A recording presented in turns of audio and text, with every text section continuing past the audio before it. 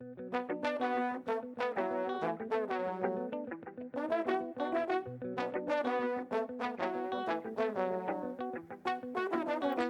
is the story of Rebbetzin Shterna Sara Schneersohn, a Chabad Hasidic matriarch who lived from 1860 to 1942.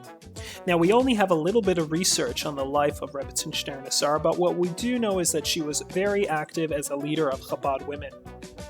In the early 1900s, Rebbetzin Shterna Sarah launched a women's organization. The group was called Damen Farayn, Ladies Association. It was the first of its kind. It was later renamed as the Women's Auxiliary of Yeshiva Tomchet Mimim, and her primary efforts were to raise funds for the yeshiva. The fundraising records of this group was actually published in the 1980s by Chabad historian Yoshua Munsheim. And from these historical records, we see that Damen Farayn raised funds from Hasidic communities across Russia, Poland, Lithuania, and Latvia.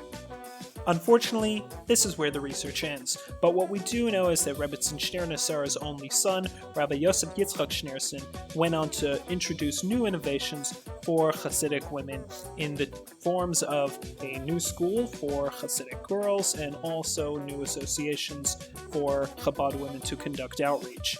This was during the 1930s and the 1940s.